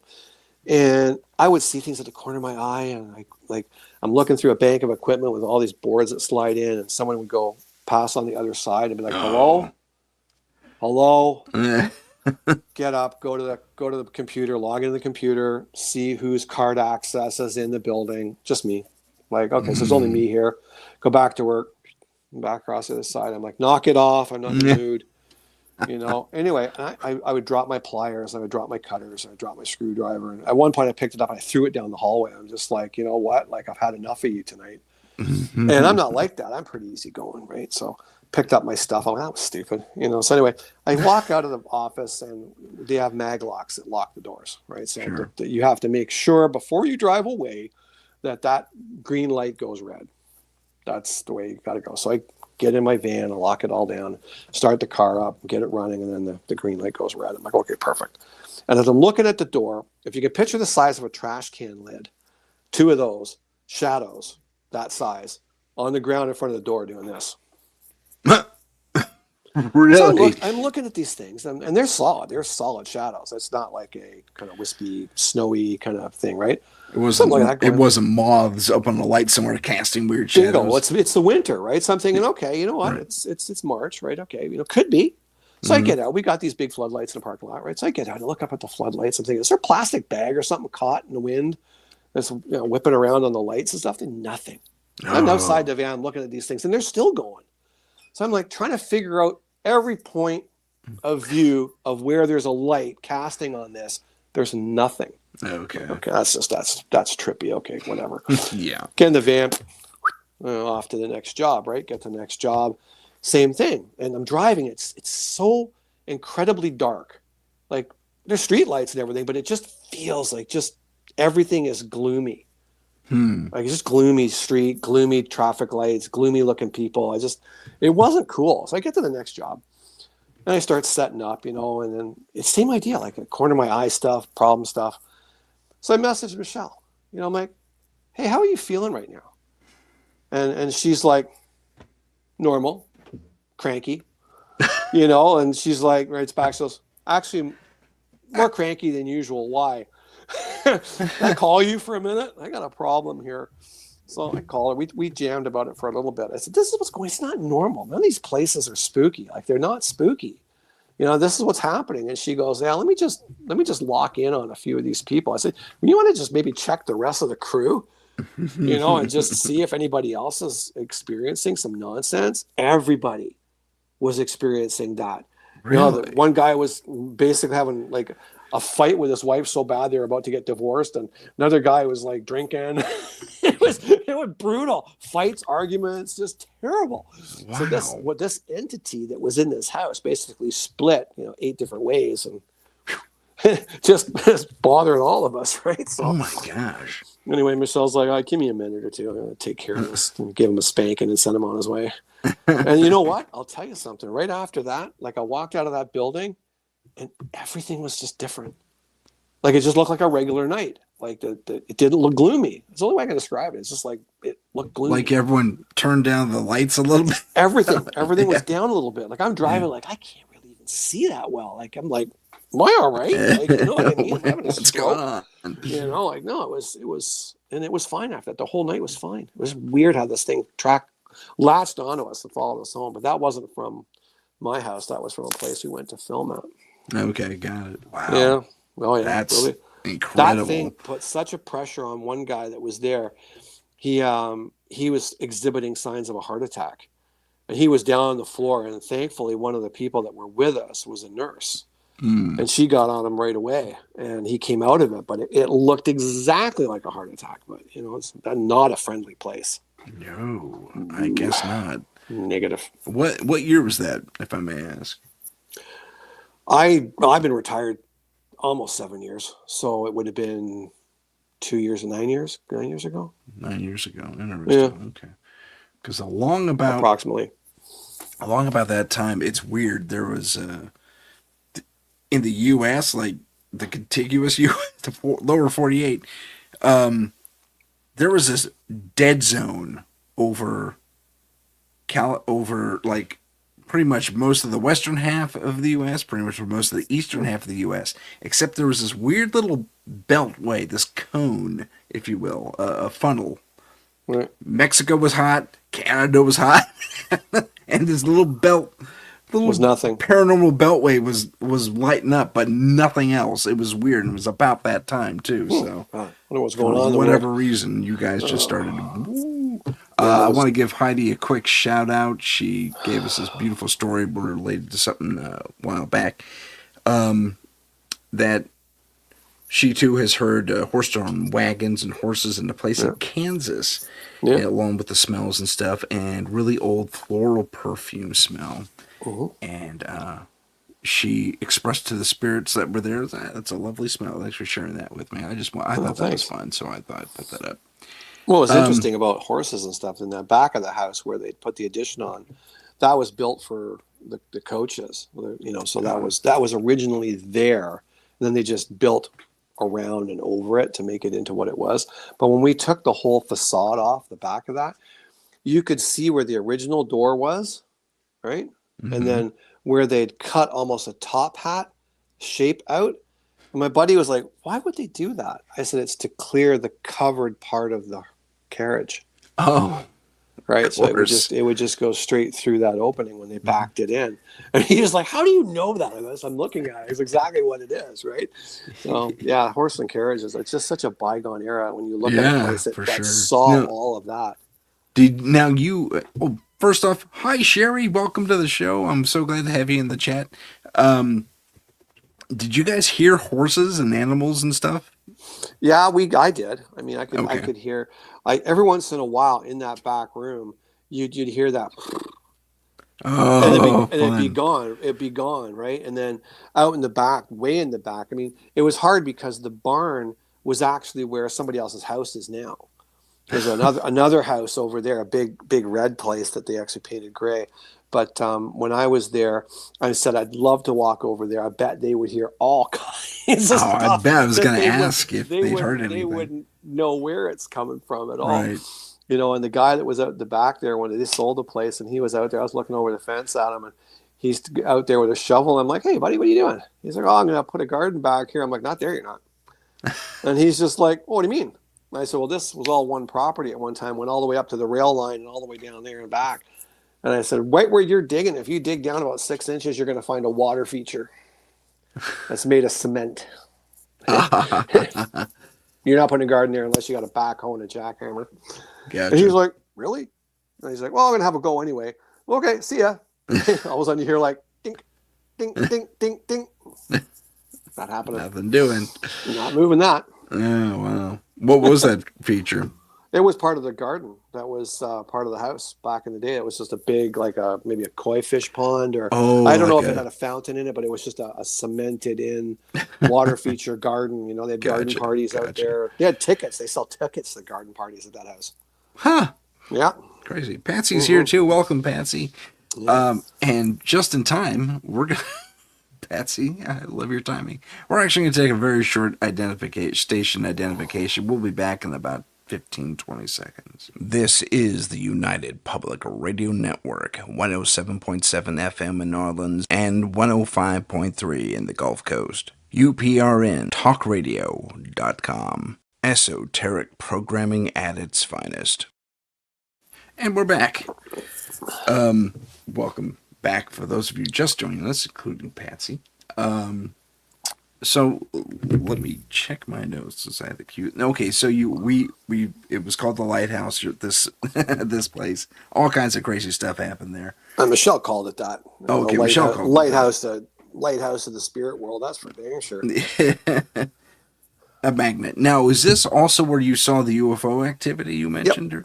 Yeah, all around there. Niagara Falls is just famous for that stuff. See all kinds of lights and weird things going on. But one night, I started to tell you, it was about 4:30 in the morning. I came home. It was January, very cold, clear night, beautiful clear night. God, the stars were just gorgeous. And I got out of the truck and I parked the truck. Got out of the truck. I'm standing in the parking area, which was behind the house. So you drive down and park in the back. And I got out. And I'm looking up at the stars, and from north of the house, going south of the house, up in the sky, I could hear this just like that. Huh. And it came from the north, and it got louder, went right over the house. And I'm looking up, and I'm like, I should be able to see this thing. And I can't. And it's like he's making that noise. That's exactly like that. That's unusual. It's got that warble with a bit of a whistle to it. And it just went over the south and trees. And I mean, it was so loud and so close. I felt like, if I was on the roof of the house and I had a broomstick, I could probably poke it. But there was nothing there. I couldn't see a thing, absolutely nothing. And you said it was a clear night, so there was no vapor, no clouds, nothing, like zero, okay. Absolutely zero. I couldn't see anything at all. And it disappeared. And I was like, God, that was really different. Really different. Yeah, that is different. And the next day, I was awoken by the sound of like helicopters going over, which is not unusual because there are a lot of tours in that area. I do a lot of tourists and a lot of rescues and stuff. So it's helicopters, but it's winter. There's no tours. Mm-hmm. So I woke up to like U.S. military copters coming across the border. All these Blackhawks. Oh yeah, they're all over the house. I'm just like, I saw nothing. It went that way. Yeah, you can't. Not here. Go away. But one night I was coming home, and it was. I wasn't working the midnight shift. I get home about 11, and Michelle was working with a friend, doing her stuff.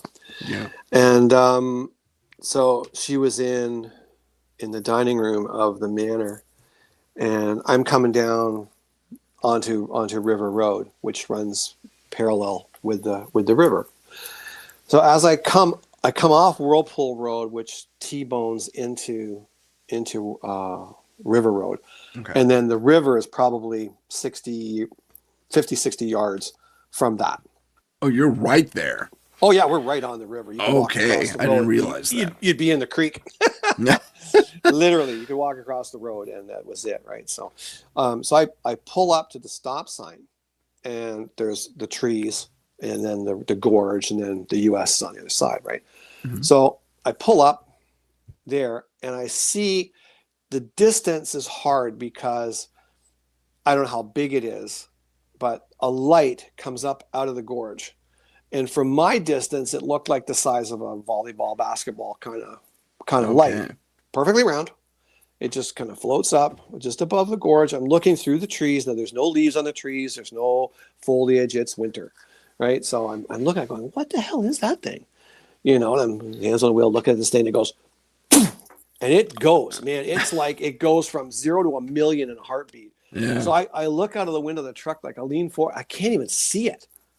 Like that's it gone. Like, I mean, it went up so fast, I couldn't even get my head around it, right? Yeah. So I'm sitting there. There's no cars, middle of the night, right? Like my phone's on the dash. I text Michelle. I'm like, "You are not going to believe what I just saw fly out of the gorge." She messages back. She goes, "You can't believe what we're looking at." Oh. So we had this conversation about the same thing. That they saw it as well, and I'm just like, "God, that's crazy." And as I come down River Road, I pull onto my road.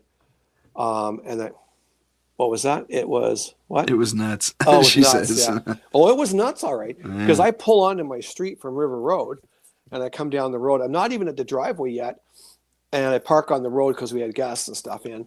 And I park there. I get out and there are helicopters. I mean, big ones going. And there's jets. I can't see the jets, but I can hear them. Like this. I'm like, oh. I really did see something, didn't I? Yeah. Jeepers creepers. So. Oh, yeah. That was just unreal to me. Just unreal to me. Yeah. You see something in the physical stuff. Yeah. That's incredible. On the same road, Michelle and I were filming in Niagara-on-the-Lake, and it wasn't super late by any means. It was probably like between 8 and 9 p.m., I would say. She could probably tell you exactly the time.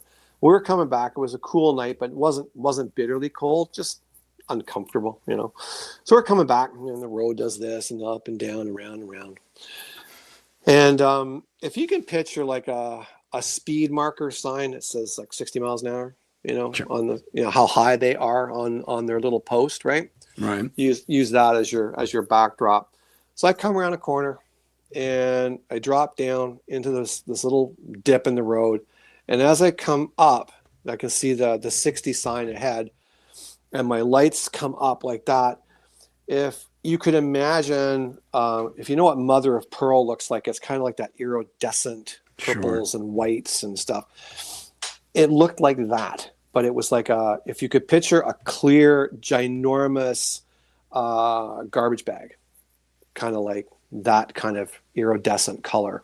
Okay. Came from the gorge, which was like at that point, the gorge is maybe 30 feet from the road. Okay. That's really close, right? Yeah. And it goes across the road higher than the speed sign. Okay. So I'm driving. I saw it go. I saw it go across the road. My logic brain kicks in and goes, was it a deer? And I'm like, no, wasn't a deer. Deers don't have warp drive. Yeah. Well, no, exactly, right? But my brain, like you're processing. I get your it. Educated brain kind of goes, all right, what was it? Deer? No. Night owl? No. I don't know what the hell that was. I have no idea what that was. So we drive past the sign real slow, and I'm driving. I'm looking out into the woods because I should be able to still see this thing. No. It's gone. Like whatever it was, gone. So we're driving. I'm like, did you see that? And she's like, oh, thank goodness you saw that. I wasn't going to be the guy. Nobody wants to be the guy that says, did you see something freaky deaky? Because we saw that. We didn't know what it was. My God. We have no explanation to what it was. There's no possible way anything that's ground-based could get enough speed to run 30 feet from the road, get up that high and get over the speed sign and then promptly disappear. I don't even know what it was. Like, no idea what it was. Huh. Excuse me. Sorry, is it boring? No, I had no sleep last night. I tease you. I was like that all the time. I'm always yawning. My apologies for yawning. No, it's fine. I have to play. That's okay. But yeah, that was we never knew what it was. We never experienced it again. Like we've never seen anything again. Like it's been really wild, really wild. What's that? Stuff happened. Oh yeah, it did. At Oh, the for sure it house. did. Yeah, Yeah, it was pretty wild. We regular had after lights. We had lights pass by the house. We had one. I was asleep, and Michelle saw it. It was a ricocheted, came through the window, ricocheted off the mirror in the ensuite bathroom, and bounced right back out. She said she's watching. Go, whoop, bing. It was just like, Okay. a logical brain. She's like, gets up, looks out. Is there a car? Is there a car on the road? Is there a helicopter? Like, there's nothing. It's just freaky. Yeah, right. Exactly. Oh, it's just freaky deep. Oh, right? that's just sorry, Patsy. I made Patsy yawn. See, we're putting everybody to bed. My fault. Actually, you know what? That means Patsy is a very compassionate person. I found that kind of interesting. That's good. We had a really cool piece of equipment. We still do. That we just got it. We were working with it in the dining room, like tweaking it, trying to. It's kind of like a ghost box, but it's a little bit more sophisticated than that. Okay. And is she telling me I can't say the story? No, she's saying there was a large light, and then she said the cloud. The cloud. But tell your story. The cloud. Oh my God. There was a cloud that happened too. That we were driving along part of River Road, but then it gets further out, and she got a message from a friend of hers at the other end of the lake, basically saying, "Hey, Mama Bear, put your eyes over there because there's a cloud coming your way." But it looks like a flying saucer hanging out of the back end. I think the cloaking device is off. And sure enough, we looked over and there was this big, unusual cloud with lightning discharging all through it. Oh, wow. But the back of the cloud, like its butt end was hanging out, and it was a saucer. It was freaky deaky. But we picked up one night with this equipment we were trying. It started to drone like through the speakers. Like I'm listening to this. Like my dad was a military guy, so it's like I was always keenly interested in the history of that. And I looked at her. I said, that sounds like old reciprocating engines from an aircraft. Oh, because it was like that really heavy, deep sound, like a big one, right? Right. Not the whine of a Spitfire, but like a heavier plane. Like and B-52 or something heavy, heavy. So anyway, we're listening to this, and there's a conversation that comes over between three guys, and it was funny because I said I kind of feel like it's like the real old gangster movies. It was like, oh yeah, right, yeah, I'm gonna put a camera in this, yeah, that's it, exactly, that voice. But that's what we heard, right? And it was this guy going, I don't know where we are. Like this. And he goes, what's our coordinates? Where are we? Like this. He goes, I can't see anything. Anyway, so Michelle's like, who am I talking to? Who is this? And there was silence except for the like that. And she goes, who is this? Who am I talking to? And the one guy goes, did you hear that? And the guy is like, yeah, it was a woman. Yeah, she's got an accent. She's like the Queen. Right? I guess in Canada we sound British, right? I don't know. Anyway, so the guy's like, where's it coming from? He goes, I don't know. It came through the speakers. Right? Like this, right? And so it was a time slip?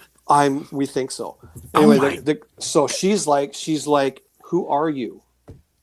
Who are you? And he goes, oh, my name is, I'm Major so-and-so. I don't remember what it was, and my serial number is this. We're lost. We don't know where we are. And she goes, what's your position? And he goes, our last position was, he gave the latitude and longitude, but the longitude broke up. We didn't hear part of it. So we looked it up later, and it's somewhere out over the Pacific. Right? Oh my God. And she's You're hell gone from the Pacific too. Oh yeah. Like we're gone anyway. So she's in, he's like, we can't see anything. We've been flying. We don't know where we are. We're lost. Can you help us? Right. And, she's like, well, I don't know. I don't know where you are exactly. We'll try, right? Then the other guy goes, wait a second. He goes, I can see them. The other guy goes, where? He goes, right there. It's a man and woman. They're sitting at a table. They have electric lights. Look, right there. And the guy's like, help us. The guy's like, I see a doorway. And Michelle's like, do not go through the doorway. Do not go through that doorway. The guy's like, please, you have to help us. We don't know where we are. We're lost. And the whole thing just went to static and it was gone. She mentioned something about it. It's black. It's black. Yeah, it's black out. The You can't doorway see was it. black? No, like they're flying and they can't see Oh, anything. There's no stars. It's all black. oh my That's what they kept God. saying. And we tried the next day, couldn't get them. We tried a year later to the date, to the hour, both the day before, the day of, and the day after. We could never get them back. Oh my God. The house tower disappears. Yeah. All right. Oh yeah, no. What she's saying is, if a B-52 came through the house, everything would just disappear. Oh, yeah. That makes the news the next day. World War II bomber lost in 44. It turns up in Niagara Falls, for sure. annihilates a neighborhood.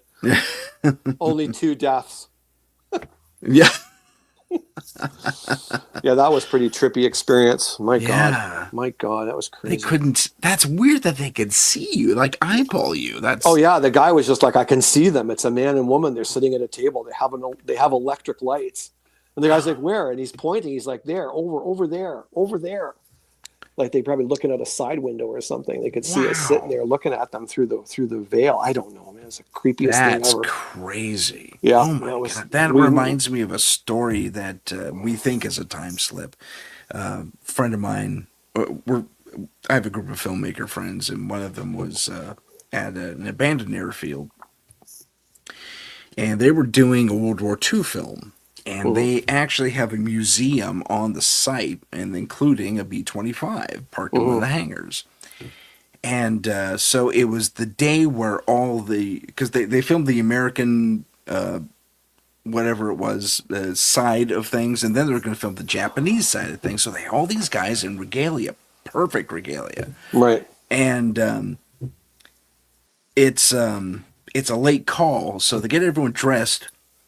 And like they're waiting on makeup a little bit, but it's okay. We'll do makeup when we at the last minute if we need to.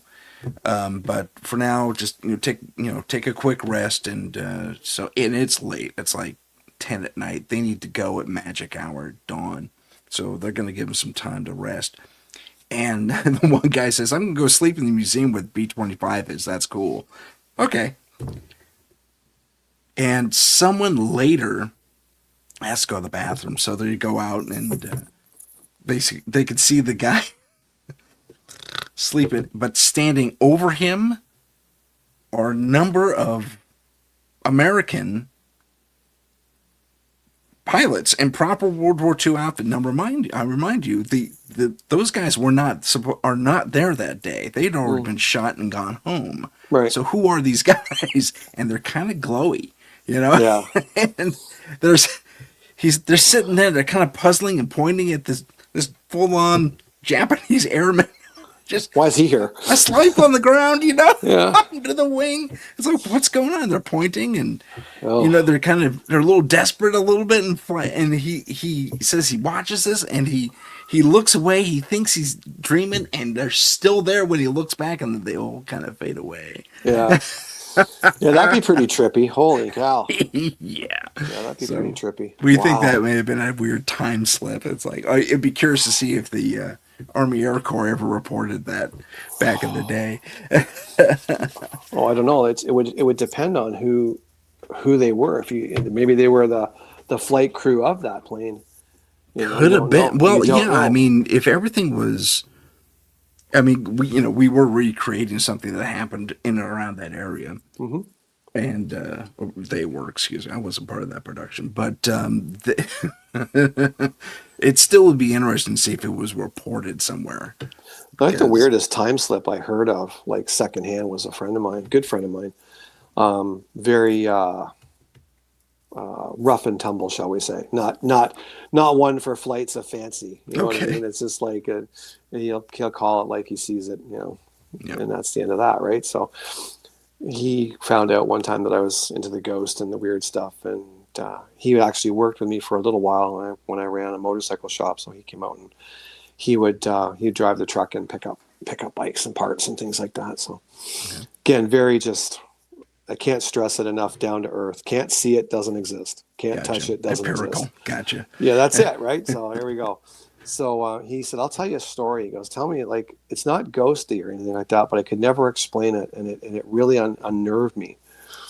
And he said, I was a little kid and my parents had had a house, bungalow kind of thing. And I was playing with, they had friends come over with kids. So their kids came over, we were playing outside. Right. So I can't remember if they had squirt guns or if they were just playing tag. I don't quite remember now. But he said we were running around the house and chasing each other around this house, right? Down the side, around the back, up, turn, around.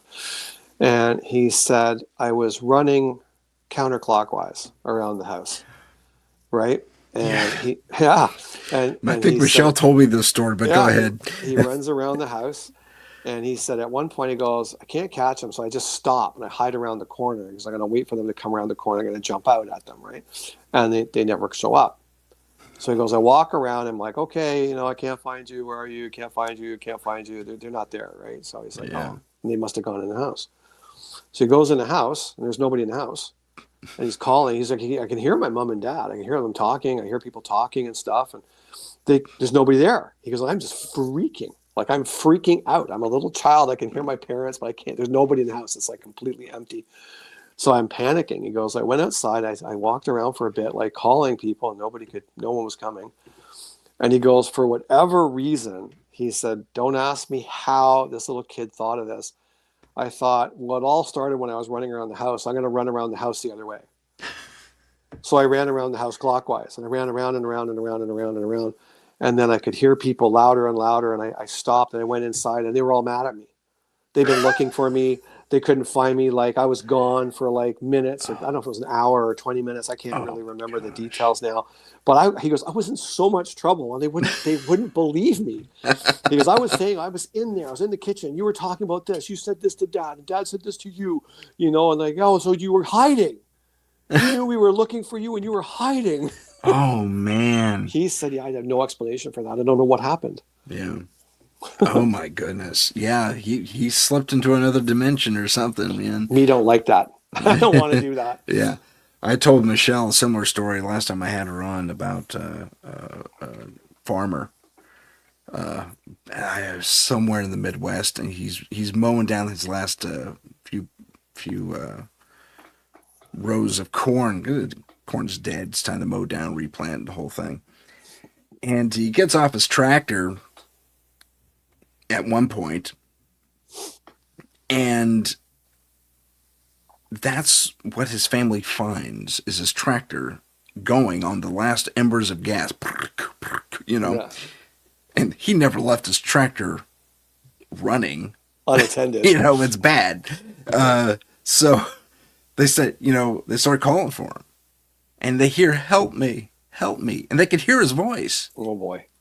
But they can't find him anywhere, and they, maybe he fell down a ditch or something, because maybe that happens once in a great while.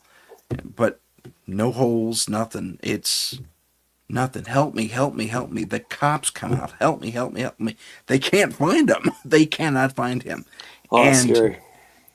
It goes on for a couple. The search is intensive in that area. They keep fanning out, but they keep coming back as the voice keeps fading. They can hear him. Oh. But after 3 or 4 days, the voice stops calling for help. So wherever he ended up, he probably passed. Oh, I was hoping it was gonna have a good ending. No, it didn't, unfortunately. How horrible is that? I don't like that story at all. Patsy mentioned Portal, another dimension. I think in both cases, yes. I mean, they slipped right next door. Yeah. Oh no. Somehow, right next door, dimensionally speaking. How about no? Yeah, big no on that one. not for me. I've never had anything like that happen. Thankfully, no. I don't like stuff like that at all. I wanted to mention Michelle's reaction to the story you told about the pilot, about the airman you heard, and how terrible she felt that she couldn't do anything. Oh yeah, no, you're in the moment though. You're just, and I mean, I make it sound like it went on for like 12 minutes or something like that. It did not. Yeah. And this thing probably lasted maybe 2 minutes, maybe 3 at the tops. And it was quick because we're just having a conversation like you and I are having a conversation right now. And then it's gone. We didn't have a lot of time to react. We didn't know where they were. Like logic brain says we're listening to a TV show until they started reacting to us. Right. Exactly. Exactly. The ghost box is picked up on a 1940s television show, that's what we're hearing. But when they start talking, yes, ma'am, no, ma'am, This is where we are. This is who we are. I can see Yeah. them. They describe us. And like, that's not a television show. Yeah, That's something other. That's a Twilight Zone episode. Is Oh what yeah, that like, is, ding, man. ding, ding, ding, ding, ding, ding, ding. Exactly. Yeah, It reminds me of the one, I think it's from their first season, where the plane takes off, the jet, passenger jet, and they get lost in time. Oh, They see the dinosaurs and the Civil War, and yeah. oh yeah, good But I times. mean, there's things like that happen. I mean, when I was really young, before even grade school, like I used to have nightmares. Like I mean, terrible nightmares about dinosaurs. I didn't even know what they were. Like I couldn't even tell my mother what I was seeing because I had no point of reference. Oh my god! I just called them monsters. Like I didn't know what they were. Terrible, terrible nightmares. I remember I had a babysitter over one time. He was the neighbor across the road. Nice guy. We were friends for years afterwards. And anytime I would see him, like after we'd parted company, had a wife and kids and everything then, and I'd meet him on the street somewhere and, oh, Wayne, oh, so good to see you. Do you remember that time? Always. Always remember that time. Because he was babysitting me one night and I went to bed and no problem. And I remember running through the park away from the crowd is running and I'm trying to run with them. But I'm like, I'm running like one of these those runs. dreams. I hate those dreams. And then this Tyrannosaur or an Allosaurus or something, its mouth comes right over me like this. I can see the teeth come down. I can see the roof of the mouth and the saliva and the veins and the ridging in the mouth. And it chomps me like right through my abdomen. And I wake up screaming, just screaming. And Steve my babysitter comes running in, and I don't even remember him coming in. I don't remember anything of that. And he gets me out of bed and gets me into the kitchen. I'm sitting in the chair and I'm like just bawling my eyes out. And it was horrible. And I kept going, it bit me, right? Like this. And he's thinking like spider, bee, like this, right? So it's my stomach. So he pulls up my pajama top and there's welts that go right across my stomach in lines and rows. And then across my back, exactly the same. Get out of town. Yeah. Get out of town. That's amazing. Kid you not. I was terrified. And then I went to school like years later, and now I'm in grade school. I think it was grade 1, maybe. Grade 1, yeah, probably. And we're just watching like a film. But do you remember they weren't slides, but you had to turn the camera, sure, yeah, the projector to get the next slide to come up. It wasn't a film; it was one of those things, right? One of those almost stop motion kind of videos. Yeah, it was. It was like, oh, here's this and here's that, and it had that voice back in the day. Yeah, it had that total every school tutorial voice, right? Yeah. Anyway, we get like going back through the mammal stage and all that, and then we get to dinosaurs. And the first thing they show me is like a T-Rex or something like that, because velociraptors hadn't been found yet at that point in time. And I see this thing right there on the screen, bigger than life. Oh my God. I like jump out of my seat. I run out of the classroom. I didn't even say, excuse me, like nothing. Out the door, out to school, and I ran all the way home. I was like terrorized. I ran into the house. My dad blew a gasket on me. Like, what are you doing home? Why are you out of school? How did you get here? Blah, blah, blah, blah, blah. Now I've got to stop everything and take you back to school. Never mind that I'm crying and freaking out about this monster I just saw on the screen. I don't care about that. I look bad now. So you've made me look bad and interrupted my day. So he had to take me back to school. Had to take me to the principal's office and said I had a meltdown, and then bring me back to school and talk to the teacher privately, like what happened? Why is my kid in a lather? We're watching a movie on dinosaurs. I don't know. He freaked out and left. Right? That's what I see in my dreams. Oh, wow. I didn't have any point of reference until grade 1 at that exact moment. Oh my gosh. Not crazy. Good. Yeah. So Patsy and couple, was it Michelle? Maybe it was Michelle as well. They're both sympathizing. They think maybe I don't know. It's weird because you saw yourself running with other people. I assume they were like modern clothing of the day. I think so. Yeah, I think so. Because she said it was a time travel perhaps thing. I don't know. Or past life. I don't know what it was. I know that when I was a teenager, I used to draw I sketch a lot. I was quite the artist before I started writing, but I always drew out of time things. You know what I mean? Like, so I would have a modern, like a Star Wars kind of looking craft before Star Wars was ever even thought of. Yeah. You know, I had a Star Wars looking jet fighter spacecraft kind of thing crashed, you know, in a jungle where there's dinosaurs. And there'd be the two pilots trying to figure out, like, how did we get here? How did we survive this? I would draw that, and people are like, where do you get this stuff from? I'm like, here. You know, like it's like I could see it. Like, they were just so weird. I mean, the dreams I used to have, like I would be in a sandscape, a desert scape, you know, like dunes, lots of dunes. Sure. And there was me and another guy, and we had a floating car, just like in Star Wars. But again, this is like before 10 years before Star Wars. You know what I mean? Like, we still had Buck Rogers with sparks that flew out of their guns, right? You know, that kind of stuff, right? Like, that's what I grew up with. Like, none of this fantastic stuff. And so we had a car that floated over the dunes. It was like a hovercraft, very sporty looking with no top. And it was weird because we wore black and gray, which you wouldn't wear in the heat, which is just doesn't make any sense because you would just swelter in a black shirt. Yeah. And we had sidearms, and we had a thing that looked like a tricorder, and we were looking for someone or something. And we stopped and got out, and we're getting an anomaly on the screen that I'm holding. And I remember the guy's name. His name was Francis. I'm like 6 years old. I got a friend named Francis. I don't have any named Francis. I don't have anyone. My friends were like Bobby and Greg, right? And Francis. Yeah. Anyway, so we get up on the dunes, and he goes, "You hear that?" And I said, "Yeah." "What is a droning noise?" "Oh yeah, it's really weird." "Yeah, where's that sound coming from?"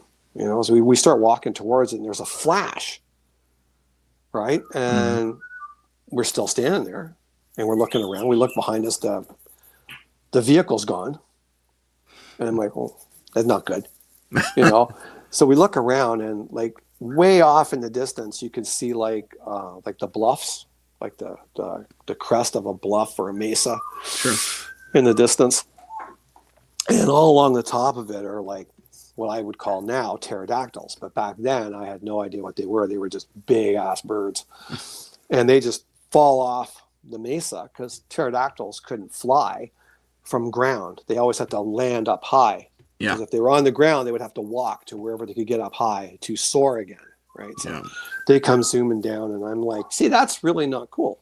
That's not good at all. No. And they're coming in at us like this. And he takes out his sidearm, and he said, "Oh, this should be fun." I'm like, "It won't be fun." And he's like, "Why?" I said, "Because that thing you have there hasn't been invented yet. It won't work." And he looks at it, and he goes, "Come on." And he pulls the trigger, and nothing happens. I'm like, we gotta run. And I said, like, I knew enough to get to the mesa. If we could get up against something flat, they can't get us. Right. So he's boogieing, and of course I do the typical face plant because that's me. And again, the talons go right through me, and I remember going up and seeing him on the ground, and away I go. Oh man! Wake up screaming. You and dinosaurs, man. I don't like them. I do not like them. They're not my friends. Oh my gosh. Michelle asked me to tell you about the NDE. Oh yeah, that's wild. Yeah, I've lived a life. So quite a few years ago now, probably I was probably 25. Sorry, my phone's telling me I'm low on power, but I'll be okay. So there was a big meningitis scare going around, and I was at work, and I came down with quite a fever. So I call my boss, and I just say, "Hey, I hate to do this to you, but I got to go home. I got a fever." And I went to the clinic on my lunch hour, and they basically just said, like, "I haven't got anything except a high fever, and to go home." Basically, you know, so I don't want to be contagious, so I'm going home. He hits me with all, I know, but I'm going home, so sorry. Oh, anyway, I get home, and I'm shaking. Like, I'm literally like, I got the shakes by the time I got home. I'm not well. Yeah. And I figure, you know what, I'll have a shower, you know, hop in bed, and I'll just sleep it off. I'll be fine. So I Get up an hour later, sheets are soaked, I'm sweating like a dog, and I was like, I gotta go to the hospital. Like there's no two ways about it. The clinic told me they gotta think, if it gets worse, go to the hospital. Like, do not pass go, do not collect $200. Right. Right. So I went straight to the hospital. I go in there and, can I help you? Yeah, I'm not well at all. Like, I'm just really nervous about this. I got a really high fever. I'm shaking all over and my body hurts. Like, I don't know what's wrong. I feel like someone put an axe in my forehead. Like, my head feels like it's like splitting in half. Like, can you just get me something? Oh yeah, we'll get you looked after. To have a seat. So I'm sitting there for a while, and like literally I feel like my head is like just cracking open. It's so brutal. Worst pain I've ever had. Anyway, I get up slowly. I walk to the window to the lady. I said, I don't want to be a nuisance. I know you're busy, right? I said, can you just give me some kind of an ETA on this? I feel like my head is going to explode. Like, I just feel so wretched. She goes, I know it's a bit of a wait. She goes, we had some urgent care stuff. She goes, probably another 20 minutes. I said, okay, that's great. Thanks very much. And I turn around. I start to walk back to the chairs, and the whole room starts doing this. I'm like, trying to keep my balance. That's the last thing I remember. Like, I don't even remember hitting the floor. No. I don't remember hitting the floor, but I'm sure I did. I must have hit it hard. And and the next thing I know, from my tilt room is like doink, dead straight. Okay. And now it's all dark, and I'm on an old sailing ship, like an old 3-master. Oh, so you wow. got the back is up high, the bow is up high, and then you've got the lower section. The poop deck on the middle. Yeah. In the middle, right in the middle there. And it's nighttime, and we're in a storm, and it's raining, and I am in one of those fishing raincoats, the old slickers. Oh, they sure. got the hat with the little brim on it at the Gotcha. back. And I look over, and everybody else is wearing the same thing. Me and all my friends. We're all just in rows, sitting in this boat, going through a storm. And I mean, the waves are crashing, and it's really violent. But the boat's just dead. It's not doing this. Like, it's just dead still. It's moving like this through the water. Anyway, so I look ahead of us, and there's a lighthouse on a rocky precipice kind of thing. And the light's not going back, it's straight, and it's coming right at us, and it goes right through the rigging to the back of the ship. And that's, in those days, that's where the pilot was. Because it's right over the rudder. It was easy to run the cables to steer the ship, right? Yeah. So I kind of do one of these with the light, right? Where's it going, right? And I look back, and there's a guy at the wheel, with the arms up, and he's holding the wheel steady, and the light goes right into his face. But he's got one of those shrouds, like the Grim Reaper shrouds. Oh, sure. And it's right into his face, but I can't make out a feature because it's all so brightly lit. And I'm just like, whoa, wait a minute. Oh man, like, am I dead? Is this the end? Like, is this going towards the light? Is this what they talk about, kind of thing, right? Like, gotcha. So I'm sitting there trying to get my bearings on what's going on. I sort of look forward and watch the waves coming over, and the light's steady. And in my right ear, I hear a very beautiful female voice. And she just says very softly to me, she goes, do you want to stay or do you want to go? And I didn't even answer. I thought about my 2 young boys. One was just born. He was only a year old, if that, and like that, everything gone, back in the hospital on a table in so much pain, so much pain again. And there's all this hubbub and bright lights, and it was so white. And my eyes are killing me, and my brain feels like it's going to pop out of my head. First thing I hear is a woman's voice go, I have a pulse. Like this, right? And I'm just laying there. I'm just like, make it stop hurting. Just make it stop hurting. And she comes to me, and she says, she goes, with a guy that's got such big, beautiful veins, how come we can't get anything out of you? I don't know, but can you give me something for pain? My head is going to explode. And she goes, well, the doctor will. We just got to make sure you're stable before we give you anything else. Like, we just have to make sure you're going to be okay. Like, I'll be okay. So I'm there for a few hours. And the doctor comes in, and he goes, oh, how are you now? I said, better now. My head's not coming off my shoulders. And he's like, I bet. I said, what is it? Truth or dare? I said. And he's like, what do you mean? I'm like, did I die? And he looks at me and goes, did you die? No, you didn't die. I'm like, what'd you say why not for? I'm like, because I just wasn't here for a little while. He's like, no, you were here. You didn't go anywhere. You didn't die.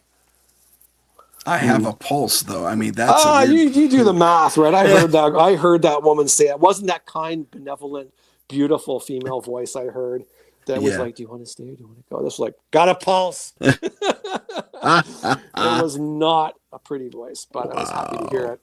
So, Well, we have 10 minutes left. Let's talk about your book. Let's show everyone what your first book looks like. yeah, And tell us a little Whitechapel bit Road. about it.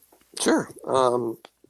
Whitechapel Road was originally supposed to be a standalone book. It's was a tale of a vampire, a single guy, right? Single vampire. And I wanted to sort of create a story for a theme park I was asked to consult at. So I created this character, which I then became this character to be their master of ceremony sort of thing at the front gates where I would greet people. But I created this character to be so believable because what I would tell other characters at the park was, you need to be believable because people are smart. Right? If you're up on stage and they can't talk to you, that's one thing. Yeah. If you have a person coming to you to ask you 20 questions, you better have 20 answers and they better add up.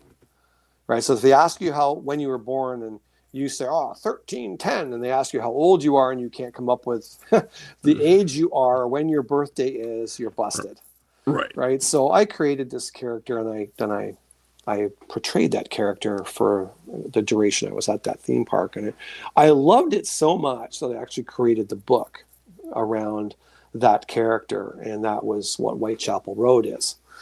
So it's essentially, I went away from the lore of what I call traditional books. There's nothing wrong with them. I just wanted to do something really different. Yeah. So I made my vampires extremely predatory. They can walk in the daylight. They have to eat regular food. I won't get into the details of why they have to or how their vampirism works and what causes it and so forth. But it's from a bite. They get bit just like anybody else does. But it's the way they do. It's not a pretty 2-hole pinprick. It's a vicious, rip your throat out. You don't survive. That's Gotcha. the end of the story, right? If you get bit by one of these guys or one of these women, you don't survive that. You're going to bleed out in about 4 seconds, and that's the end of it. Gotcha. So what I do is, because it's historical fiction and it's not just a vampire story, I wanted it to be very real to life. I didn't want it to be so fancy filled and fantastic that it becomes unbelievable. I wanted it to be real. Gotcha. So I researched a bunch of different events like the Titanic sinking, the World Wars, something that everybody knows a little bit about. You could say, you remember the Titanic sinking? Oh, it's a big boat that sunk, right? Yeah, that's good enough. That's perfect. So I wanted some point in history that was real. So I settled in on Jack the Ripper, right? The murders committed by Jack the Ripper. Gotcha. And I probably spent 7 months just reading, just researching the murders, all the investigations, all the Jack the Ripper letters, everything I could get. I was really fortunate because I met a guy online that used to work for, he was retired, but he used to work for the Metro Police Department in the Whitechapel area. And he was what they call a ripperologist. I am not a ripperologist. These guys spent 30 years looking up this stuff. I didn't, but I was able to talk to him, which was really helpful because there was things that were contrary to each other. One guy would say the time of death was 2:00. The next guy would say it's 8:00. Another guy would say the carpenter's name was Bill. No, the carpenter's name was Joe. And like, well, who's right? So this guy had all the down and dirty on all the stuff I couldn't figure out, which was super helpful. So then what I did was I tied the murders into being committed by a vampire, not by a serial killer, right? And it was a cat and mouse game. It was literally collateral damage. The prostitutes that were getting killed was strictly just a game between two vampires. Catch me if you can. Right? If you can catch me, I'll stop killing them. If you can't catch me, I'm going to keep killing them because I like killing them. And that's basically why they never caught who did it.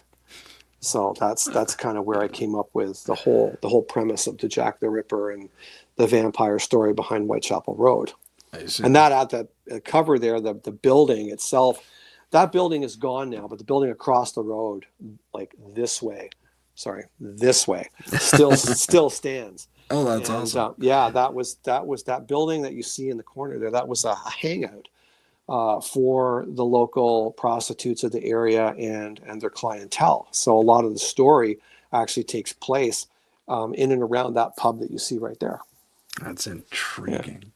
You have a lot of fans in the chat too. Oh, thank you so much. Yes, and you have some interesting things going on with your book. That the Ripper was a woman, so I guess one of your characters is a woman.